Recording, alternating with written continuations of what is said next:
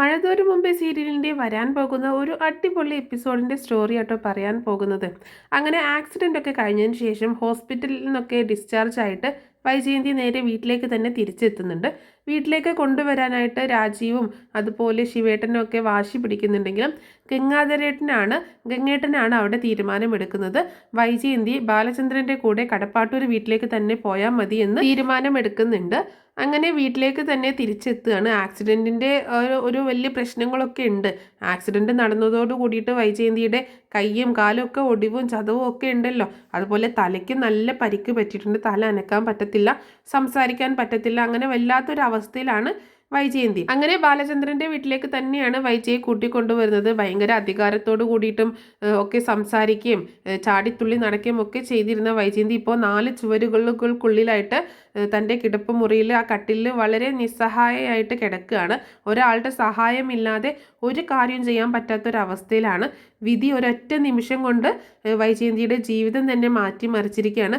അപകടം പറ്റി കൈയും കാലും ഒക്കെ ഒടിഞ്ഞ് പ്ലാസ്റ്റർ ഇട്ട് അനങ്ങാൻ പോലും വയ്യാതെ കിടക്കുമ്പോൾ വൈജയുടെ മനസ്സിൽ ശരീരത്തിൻ്റെ വേദനയേക്കാൾ വലിയൊരു നീറ്റിൽ പുകയുന്നുണ്ടായിരുന്നു. അതെന്താന്ന് വെച്ചിട്ടുണ്ടെങ്കിൽ ഇന്നലെ വരെ ഞാനിവിടെ ആജ്ഞാപിച്ച് ജീവിച്ചിരുന്നു. പക്ഷെ ഇന്നിപ്പോൾ എനിക്കൊന്ന് മിണ്ടാനോ സംസാരിക്കാനോ പോലും വയ്യാതെ ഞാൻ ഇത്രയും നാളും അടിച്ച് ആക്ഷേപിക്കുകയും പുച്ഛിക്കുകയും ചെയ്തവർ ഇപ്പോൾ അവരുടെ സഹായമില്ലാതെ എനിക്ക് ഒന്ന് അനങ്ങാൻ പോലും പറ്റാത്ത ഒരവസ്ഥ. അതൊക്കെ ആലോചിച്ചിട്ട് വല്ലാതെ ബുദ്ധിമുട്ടുന്നുണ്ട്. ബാലചന്ദ്രനാണെങ്കിൽ വൈജയുടെ കാര്യങ്ങളൊക്കെ വേണ്ട വിധം അന്വേഷിക്കുകയും ചെയ്ത് കൊടുക്കുകയൊക്കെ ചെയ്യുന്നുണ്ട്. റൂമിലേക്ക് വരികയും വൈജയെ നോക്കുകയൊക്കെ ചെയ്യുന്നുണ്ട്. പക്ഷെ ആ സമയത്തൊക്കെ വൈജയ്ക്ക് ഒരു ദീനമായിട്ടുള്ളൊരു നോട്ടമാണ്. ബാലചന്ദ്രനെ നേരിടാനൊന്നും പറ്റാത്തൊരു ഒന്നുകൊണ്ട് ബാലചന്ദ്രനോടുള്ള ദേഷ്യമുണ്ട്.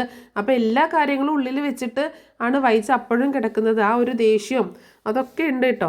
അങ്ങനെയൊക്കെ ആണെങ്കിലും തൻ്റെ ജീവിതത്തിൽ ഇങ്ങനെ സംഭവിച്ചു പോയല്ലോ എന്നുള്ളൊരു വിഷമവും ഉണ്ട്.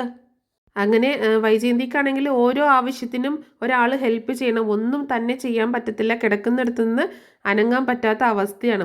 അപ്പോൾ ബാലചന്ദ്രനോട് ഇങ്ങനെ പറയുന്നുണ്ട്, ഇങ്ങനെ കൈകൊണ്ട് ആക്ഷൻ കാണിക്കുന്നുണ്ട്, എനിക്ക് ഇച്ചിരി വെള്ളം വേണം, എനിക്ക് കുടിക്കാൻ എന്തെങ്കിലും വേണം എന്നിങ്ങനെ കാണിക്കുമ്പോൾ ബാലചന്ദ്രൻ പറയുന്നുണ്ട്, ഞാൻ ഓഫീസിലേക്ക് പോവുകയാണ്, ഞാൻ അലീനെ ഇങ്ങോട്ടേക്ക് പറഞ്ഞയക്കാം എന്ന് പറയുമ്പോൾ വൈജയ്ക്ക് ദേഷ്യം വരും കേട്ടോ. അലീനെ ഇങ്ങോട്ടേക്ക് പറഞ്ഞയക്കുമ്പോൾ എനിക്ക് അവൾക്ക് ഇഷ്ടമല്ലല്ലോ അലീനെ ഇങ്ങോട്ടേക്ക് വരുന്നതും ചെയ്യുന്നതൊന്നും. എനിക്ക് സമയമില്ല, ഞാൻ അലീനെ ഇങ്ങോട്ടേക്ക് പറഞ്ഞു വിടാം എന്ന് പറയുന്നുണ്ട്. എന്നിട്ട് അലീനയെ വിളിക്കുന്നുണ്ട്. അപ്പോൾ വേണ്ട എന്നൊന്നും പറയാൻ നാവ് പൊങ്ങത്തില്ലല്ലോ. കാരണം അത്രയും മിണ്ടാനൊന്നും സംസാരിക്കാനൊന്നും വയ്യാണ്ട് കിടക്കുകയാണ്. അപ്പോൾ അലീനയെ വിളിക്കുന്നുണ്ട്. അലീനയെ വിളിച്ചിട്ട് വേണ്ട കാര്യങ്ങളൊക്കെ ചെയ്ത് കൊടുക്കാൻ പറയുന്നുണ്ട്. ആ സമയത്ത് വൈജയാണെങ്കിൽ വളരെ ദേഷ്യത്തോടെ നിൽക്കുകയാണ്. എനിക്ക് അലീന ചെയ്യണ്ട എന്നുള്ളൊരു ഭാവത്തിലാണ്. അപ്പോൾ ബാലചന്ദ്രൻ പറയുന്നുണ്ട്, അലീനയല്ലാതെ നിൻ്റെ കാര്യങ്ങൾ നോക്കാനായിട്ട് ഇവിടെ വേറെ ആരുമില്ല. പിന്നെയുള്ളത് കൃഷ്ണയാണ്. അവൾ കുഞ്ഞല്ലേ, അവളെ കൊണ്ട് എന്ത് ചെയ്യാൻ പറ്റും? ബബിത ഇവിടെ ഇല്ല, ബബിത വീട്ടിൽ നിന്ന് ഇറങ്ങിപ്പോയി കൊല്ലപ്പള്ളിയിലാണ് താമസിക്കുന്നത് എന്ന് പറയാട്ടോ. അതുകൂടി കേട്ടപ്പോൾ വൈജയ്ക്ക് ആകെ ടെൻഷൻ ആവുന്നുണ്ട്. ഇനിയിപ്പോൾ തൻ്റെ കാര്യങ്ങളൊക്കെ താൻ ഇഷ്ടപ്പെടാത്ത ഇവള് തന്നെ നോക്കേണ്ടി വരുമല്ലോ എന്നുള്ളൊരു ടെൻഷനുണ്ട്. എന്താണെങ്കിലും അലീനയെ ഏൽപ്പിച്ചുകൊണ്ട് ബാലചന്ദ്രൻ അവിടെ നിന്ന് പോവുകയാണ്. അലീന ആ റൂമിലേക്ക് കയറി ചെല്ലുമ്പോൾ എന്താ വേണ്ടത് മാഡം എന്ന് ചോദിക്കുന്നുണ്ട്. അപ്പോൾ ഒന്നും മിണ്ടുന്നില്ല കേട്ടോ. പിന്നീട് അലീന പറയുന്നുണ്ട്, എൻ്റെ സഹായമില്ലാതെ മാഡത്തിന് ഒരു കാര്യം ചെയ്യാൻ പറ്റത്തില്ല. മാഡത്തെ സഹായിക്കാൻ ഞാനല്ലാതെ ഇവിടെ വേറെ ആരുമില്ല. ഇപ്പോൾ എന്നോടുള്ള ദേഷ്യവും വാശിയും വെറുപ്പും ഒക്കെ മനസ്സിലുണ്ടായിക്കോട്ടെ, പക്ഷെ തൽക്കാലത്തേക്ക് അത് മാറ്റി വെച്ചിട്ട് മാഡം എന്താവശ്യം പറഞ്ഞാലും ഞാൻ ചെയ്തു തരാം, എന്നോട് പറഞ്ഞാൽ മതി എന്ന് പറയണം. മാഡം ആംഗ്യം കാണിച്ചാലും മതി, എനിക്കത് മനസ്സിലാവും, ഞാൻ എല്ലാ കാര്യങ്ങളും ചെയ്തു തരാമെന്ന് അലീന പറയണം. അപ്പോൾ വൃത്തിയില്ലാതെ അലീനയോട് എന്താ വേണ്ടത് എന്ന് ദേഷ്യത്തോട് കൂടിയിട്ട് തന്നെ പറയണം. അങ്ങനെ അലീനയാണ് വൈജയന്തിയുടെ ഓരോ കാര്യങ്ങളും നോക്കുന്നത്. അങ്ങനെ ബാലചന്ദ്രൻ ഓഫീസിലേക്ക് പോയി തുടങ്ങിയിട്ടുണ്ട്. വീട്ടിലാണെങ്കിൽ അലീനയും അതുപോലെ വൈജയും കൃഷ്ണമോളും മാത്രമേ ഉള്ളൂ. രോഹിത്താണെങ്കിൽ വല്ലപ്പോഴും ഒന്ന് വന്ന് പോകും. ബബിത കൊല്ലപ്പള്ളിയിൽ നിന്ന് വരാമെന്ന് പറഞ്ഞിട്ട് വന്നിട്ടുമില്ല. അപ്പോൾ വേറെ വഴിയില്ലാത്തത് കൊണ്ട് അലീന തന്നെയാണ് എല്ലാ കാര്യങ്ങളും ചെയ്തു കൊടുക്കുന്നത്. അലീന ഭയങ്കര സ്നേഹത്തോടെ തൻ്റെ അമ്മയാണെന്നല്ലോ എന്നുള്ള ആ ഒരു വിശ്വാസത്തിലും സന്തോഷത്തിലുമാണ് ചെയ്യുന്നത് കേട്ടോ. അങ്ങനെ എല്ലാ കാര്യങ്ങളും ചെയ്തു കൊടുക്കുന്നുണ്ട്. പിന്നീട് രാത്രിയായ സമയത്ത് വൈജയന്തി റൂമിൽ തനിച്ചാണല്ലോ.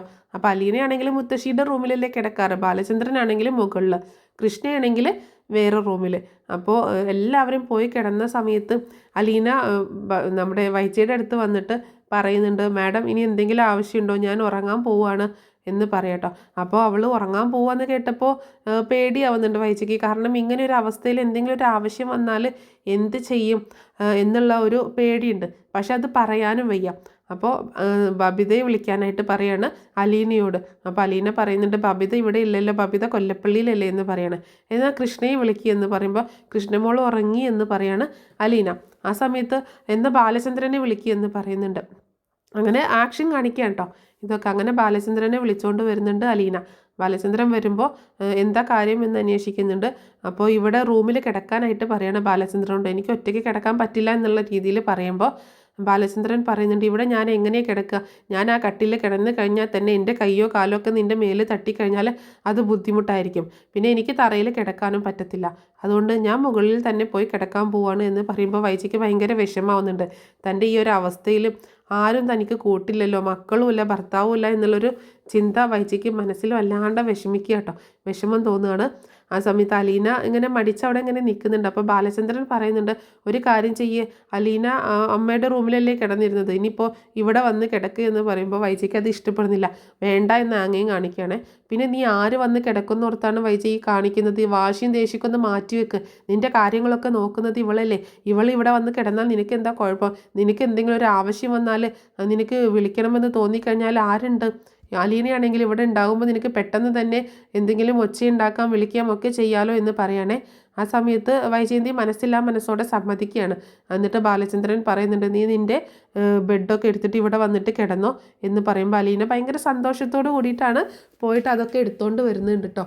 അങ്ങനെ നമ്മുടെ വൈജയുടെ റൂമിൽ താഴെ വിരിച്ച് കിടക്കുകയാണ്.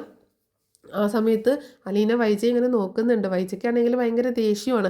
പക്ഷേ അതൊന്നും മൈൻഡാക്കാതെ അലീന അവിടെ കിടക്കുന്നുണ്ട്. അലീനയ്ക്ക് ഭയങ്കര സന്തോഷമാണ്.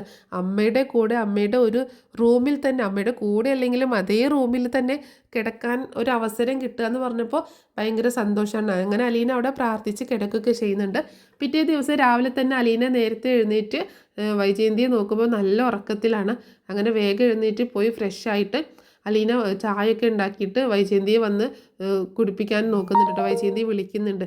വൈജയന്തി വിളിക്കുന്ന സമയത്ത് വൈജയന്തി കണ്ണ് തുറക്കുമ്പോൾ തന്നെ അലീനയാണല്ലോ കാണുന്നത്. അപ്പോൾ ഭയങ്കര ദേഷ്യമൊക്കെ കാണിക്കുന്നുണ്ടെങ്കിലും പിന്നീട് അലീന പറയുന്നുണ്ട് മാഡം ഞാൻ മരുന്ന് എടുത്തുകൊണ്ട് വരാം, ഭക്ഷണത്തിൻ്റെ മുൻപ് മരുന്ന് കഴിക്കാനുണ്ടല്ലോ അത് തരാനായിട്ടാണ് വന്നത്, പക്ഷെ അതിന് മുൻപ് ഒന്ന് വായൊക്കെ ഒന്ന് കഴുകണ്ടേ, അപ്പോൾ ഒന്ന് സഹകരിക്കണം എന്ന് പറയുമ്പോൾ അലീന ഇങ്ങനെ ഓരോ കാര്യങ്ങൾ ചെയ്യുമ്പോഴും വൈജിക്ക് ദേഷ്യം ഉണ്ടെങ്കിലും വേറെ നിവൃത്തിയില്ലാത്തത് കൊണ്ട് അംഗീകരിച്ച് കൊടുക്കണം. അങ്ങനെ അലീന പോയിട്ട് പാത്രത്തിൽ വെള്ളമൊക്കെ എടുത്തുകൊണ്ട് വന്നിട്ട് വൈജിയുടെ വായൊക്കെ കഴുകി കൊടുക്കുന്നുണ്ട്. അങ്ങനെ മരുന്ന് കൊടുക്കുകയാണ്, അതുപോലെ ചായയും കൊടുക്കുന്നുണ്ട് കേട്ടോ. എന്നിട്ട് പറയുന്നുണ്ട് ഇനി കുറച്ച് കഴിഞ്ഞതിന് ശേഷം ഞാൻ വരാം, അതിനുശേഷം നമുക്ക് ബ്രേക്ക്ഫാസ്റ്റ് കഴിക്കാം, പിന്നീട് മരുന്നൊക്കെ കഴിക്കാനുണ്ട്, അതിനുശേഷം ഡോക്ടർ പറഞ്ഞിട്ടുണ്ടായിരുന്നു മേലൊക്കെ ഒന്ന് തുടയ്ക്കാമെന്ന് പറഞ്ഞിട്ടുണ്ടായിരുന്നു, അപ്പോൾ അതൊക്കെ ചെയ്യാമെന്ന് പറയുമ്പോൾ അലീന ഇങ്ങനെ ഓരോന്ന് ചെയ്യുന്ന കാര്യം ആലോചിക്കുമ്പോൾ വൈജിക്ക് ഭയങ്കര ദേഷ്യം ഉണ്ടെങ്കിലും പിന്നെ മിണ്ടാതിരിക്കുകയാണ്. അങ്ങനെ അലീന എല്ലാ കാര്യങ്ങളും വൈജയുടെ ഇങ്ങനെ നോക്കിക്കൊണ്ടിരിക്കുകയാണ്. അപ്പോൾ ആ സമയത്താണ് ബബിത വരുന്നത് കേട്ടോ. ബബിത അമ്മയെ ഡിസ്ചാർജായി വീട്ടിലെത്തിയെന്ന് പറഞ്ഞിട്ടൊന്നും വന്നിട്ടുണ്ടായിരുന്നില്ല. ബബിത നേരെ വൈജയുടെ റൂമിലേക്ക് ചെല്ലുന്നുണ്ട്. ബബിതയെ കണ്ടപ്പോൾ വൈജയ്ക്ക് കുറച്ച് ആശ്വാസമാവുകയാണേ. ബബിതയോട് പറയുന്നുണ്ട് നീ വന്നത് നന്നായി എന്നിങ്ങനെ ആംഗ്യം കാണിക്കുകയാണ്, നീ എനിക്ക് ആ ഭക്ഷണം ഒന്ന് എടുത്തു തന്നെ എന്ന് പറയുന്നുണ്ട് കേട്ടോ. അപ്പോൾ അലീന ഭക്ഷണം കൊണ്ടുവരുന്നുണ്ടായിരുന്നു. അപ്പോൾ ബബിത അത് കൊടുക്കാൻ നോക്കിയിട്ടൊന്നും ബബിതയ്ക്ക് അങ്ങനെ ഒരാളെ ഫീഡ് ചെയ്യാനൊന്നും പറ്റുന്നില്ല, അതായത് ഇഷ്ടപ്പെടുന്നില്ല. പിന്നെ ആ റൂമിലോട്ട് കയറുമ്പോൾ ഈ മരുന്ന് വെച്ച് കെട്ടിയതിൻ്റെയും അതുപോലെ ഒക്കെ ഒരു സ്മെല്ലൊന്നും ബബിതയ്ക്ക് ഇഷ്ടപ്പെടുന്നില്ല. ബബിത പറയുന്നുണ്ട് അമ്മ ഇവിടെ നിൽക്കാൻ പറ്റത്തില്ല, അമ്മേ ഭയങ്കര സ്മെല്ലാണ്, എന്നെ കൊണ്ട് പറ്റത്തില്ല ഈ റൂമിൽ നിൽക്കാൻ, അമ്മ തന്നെ എടുത്ത് കഴിക്കുക അല്ലെങ്കിൽ ഇത് ഇവളെ എടുത്ത് തന്നോളും എന്ന് പറയുമ്പോൾ വൈജ ദേഷ്യപ്പെടുകയാണ്. ദേഷ്യം കാണിക്കുമ്പോൾ അമ്മ ദേഷ്യം കാണിച്ചിട്ടൊന്നും കാര്യമില്ല, എന്നെക്കൊണ്ട് പറ്റത്തില്ല എന്ന് പറഞ്ഞിട്ട് വൈജ പോകുന്നുണ്ട്.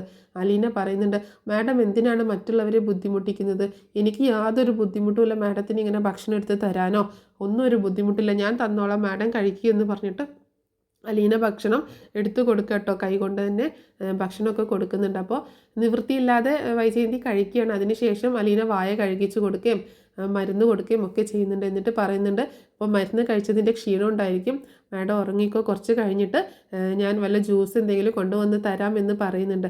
അതിന് മുൻപ് നമുക്ക് കുറച്ച് കഴിഞ്ഞിട്ട് മേലൊക്കെ ഒന്ന് തുടച്ച് വൃത്തിയാവാം എന്ന് പറയുന്നുണ്ട്. അപ്പോൾ വൈജയ്ക്ക് അത് ഇഷ്ടപ്പെടുന്നില്ല, നീ ചെയ്യണ്ട ബബിത ചെയ്തോളും എന്ന് പറയണം. അങ്ങനെ ബബിതയെ വിളിക്കുമ്പോൾ ബബിത പറയുന്നുണ്ട് എനിക്ക് പറ്റില്ല അമ്മ എനിക്ക് പേടിയാണ് അങ്ങനെയൊക്കെ ചെയ്യാൻ, അമ്മയുടെ കൈയും കാലൊക്കെ ഒടിഞ്ഞിരിക്കില്ലേ, എന്നെക്കൊണ്ട് പറ്റില്ല എന്ന് പറഞ്ഞിട്ട് ബബിത പോവാണ്. ആ സമയത്തും അലീന പറയുന്നുണ്ട്, ഞാൻ ചെയ്തോളാം, ഒരു കുഴപ്പമില്ല, ഞാൻ ചെയ്തോളാം, എൻ്റെ അമ്മയെ നോക്കുന്നത് പോലെയാണ് ഞാൻ നോക്കുന്നത്, മാഡത്തിന് എന്നെ എങ്ങനെ വേണമെങ്കിലും കാണാം, പക്ഷേ ഞാൻ കാണുന്നത് എൻ്റെ സ്വന്തം അമ്മയായിട്ടാണ് എന്ന് പറഞ്ഞിട്ട് അലീന തന്നെയാണ് വൈജയുടെ ശരീരം തുടച്ചു കൊടുക്കുകയും എല്ലാ കാര്യങ്ങളും ചെയ്തു കൊടുക്കുകയൊക്കെ ചെയ്യുന്നത്. ആ സമയത്ത് നമ്മുടെ ഗംഗേട്ടനും മാലതിയെടുത്തിയും കൂടി അങ്ങോട്ടേക്ക് വരുന്നുണ്ട്. അപ്പോൾ ഇതൊക്കെ കാണുമ്പോൾ അവർക്ക് ഭയങ്കര സന്തോഷമാവും കേട്ടോ.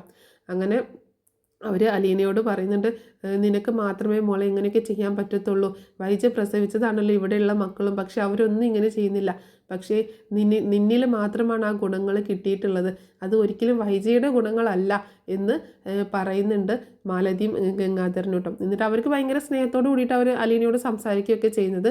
അങ്ങനെ അവർ റൂമിലോട്ട് ചെല്ലുന്ന സമയത്ത് ഗംഗേട്ടനെയും മാലതിയെടുത്തിയും കാണുമ്പോൾ വൈജയ്ക്ക് സന്തോഷമാവുന്നുണ്ട്. അപ്പോൾ അവർ പറയുന്നുണ്ട്, നീ അലീനയോട് ദേഷ്യമൊന്നും കാണിക്കേണ്ട, അലീന നിൻ്റെ എല്ലാ കാര്യങ്ങളും നോക്കും, ഭംഗിയായിട്ട് തന്നെ നോക്കും, അതുകൊണ്ട് അവളോട് ദേഷ്യവും വാശിയൊന്നും നീ കാണിക്കാൻ നിൽക്കണ്ട, അവൾ പറയുന്നത് കേട്ട് തൽക്കാലം നീ അതൊക്കെ അനുസരിച്ച് നിൽക്ക് എന്ന് പറയാണ്. അങ്ങനെ അവർ പറയുന്നുണ്ട്, ഞങ്ങൾ ഇന്ന് തിരിച്ചു പോവുകയാണ്, അതൊന്ന് പറയാൻ വേണ്ടിയിട്ട് വന്നതാണ് എന്ന് പറഞ്ഞിട്ട് പിന്നീട് ഗംഗേട്ടനും മാലതിയേട്ടത്തിയും തിരിച്ചു പോകുന്നുണ്ട്. അങ്ങനെ എന്താണെങ്കിലും അലീനയാണ് ഇനി നമ്മുടെ വൈജയുടെ എല്ലാ കാര്യങ്ങളും നോക്കുന്നത്. പക്ഷെ ആ സമയത്ത് കുറേ പ്രശ്നങ്ങൾ ഉണ്ടാവുന്നുണ്ട് കേട്ടോ. അലീന നോക്കുന്നത് കാരണം, വൈജ ഇങ്ങനെ കിടക്കുന്നത് കാരണം വീട് മൊത്തം കൺട്രോൾ പോവാണ്. നമ്മുടെ ബബിത ആകെ പിടിവിട്ടു പോകുന്നുണ്ട്. അതുപോലെ രോഹിത്തിൻ്റെ ഒരു ഇഷ്യൂ ഓൾറെഡി നമ്മൾ സ്റ്റോറി പറഞ്ഞ് അപ്ലോഡ് ചെയ്തിട്ടുള്ളതാണ്. പിന്നെ ബബിതയുടെയും അതുപോലെ പറഞ്ഞിട്ടുണ്ട്. അതൊക്കെ ഈ സമയത്താണ് സംഭവിക്കുന്നത്.